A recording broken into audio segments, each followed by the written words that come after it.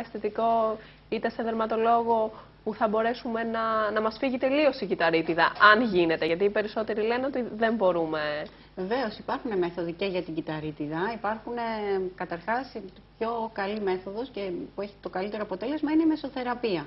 Η μεσοθεραπεία βέβαια είναι και αυτό μια ιατρική πράξη. Έτσι. Είναι μια μέθοδος η οποία είναι μικρές ενεσούλες που γίνονται στα σημεία που υπάρχει τοπικό λίπος ή και κυταρίτιδα, και αυτό.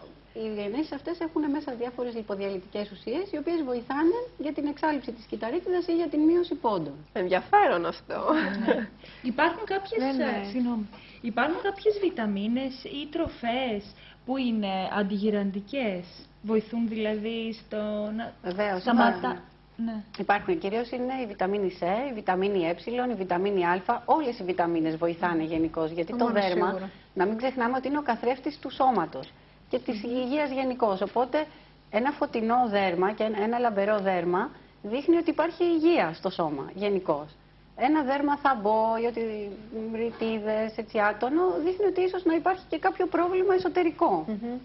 Και οι βιταμίνες βοηθάνε πάρα πολύ σε όλα αυτά. Πολύ ωραία. Χρήση. Κυρία Παπακοσταντίνου, το άγχος είναι βασικός παράγοντας διαφόρων καταστάσεων. Πιστεύετε ότι μπορεί να επηρεάσει την εμφάνιση του δέρματος ή των μαλλιών?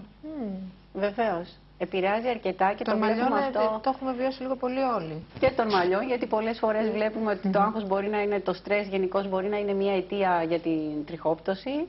Επίσης και για το δέρμα με το στρες μπορεί να γίνει περισσότερο ευαίσθητο σε διάφορους εξωτερικούς παράγοντες. Έχει βρεθεί από μελέτες ότι το άγχος είναι και αυτό ένας από τους παράγοντες που μπορεί να συντελέσει στην άσχημη εμφάνιση του δέρματος.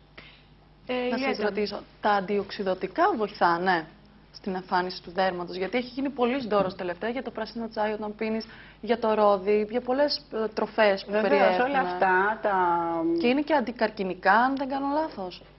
Έχουν κάποιες ουσίες που βοηθάνε, όπως οι τανίνες από το κόκκινου κρασιού, το ρόδι, τα πορτοκάλια. Όλα αυτά έχουν βιταμίνες και αντιοξυδωτικό, όπως και οι βιταμίνες. Η βιταμίνη C, η βιταμίνη Ε είναι αντιοξυδωτικές ουσίες. Κυρία Παπακοσταντίνου, εσείς στις ενέσεις που κάνετε, σε εκείνους φυσικά που το έχουν ανάγκη γενικότερα για να φαίνεται το δέρμα τους πιο λαμπερό, έχουν κάποιες ουσίες μέσα, είτε βιταμίνες, από κάποια τρόφιμα, είτε από το ρόδι, τώρα που είπε και η Ιουλιέτα. Βεβαίως, έχουν στοιχεία και αμινοξέα αντίστοιχα με τα ίχνοστοιχεία που βρίσκονται σε κάποιες τροφές.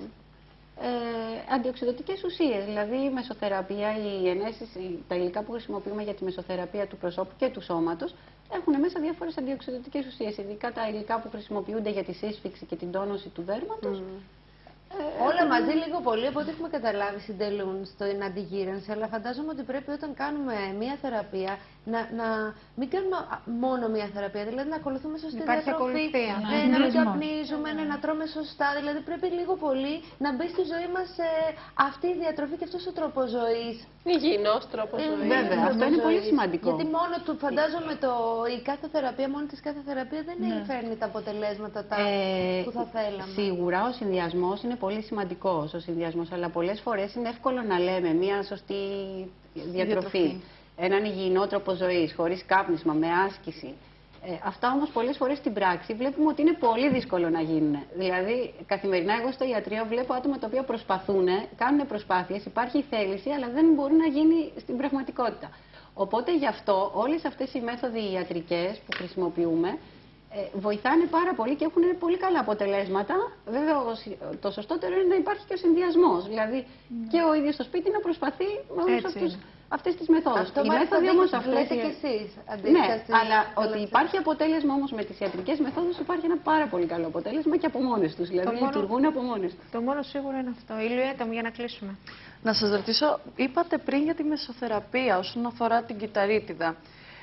Ένα άλλο πρόβλημα που έχουν συχνά οι γυναίκες στις ραγάδες, βοηθάει η μεσοθεραπεία ή δεν υπάρχει κάποιος τρόπος εξάλληψής τους και θεωρείται ότι ξοδεύονται χρήματα άδικα? Οι ραγάδες είναι ένα θέμα που είναι λίγο δύσκολο να βελτιωθεί 100% και ειδικά όταν είναι παλιές οι ραγάδες, δηλαδή όταν είναι πάνω από 2 ετών. Οι άσπρες ραγάδες. Είναι λίγο δύσκολο. Βέβαια με τη μεσοθεραπεία υπάρχει βελτίωση της τάξεως Στις κόκκινες και στις άσπρες. Στις άσπρες, μιλάμε για τις άσπρες, μια βελτίωση της τάξης του 60 με 70% συνήθως. Οι κόκκινες είναι λίγο πιο εύκολο να βελτιωθούν με διάφορες κρέμες, με διάφορα άλλα, με λέιζερ. Εγώ δράτω με τις ευκαιρίες να σας ξαναπροσκαλέσουμε στην εκπομπή για να συζητήσουμε και άλλα τέτοια θέματα όπως η Ιουλιέτα μπορεί και πυροδοτεί. Σας ευχαριστούμε πάρα πολύ. Πολύ και εγώ. Να είστε καλά.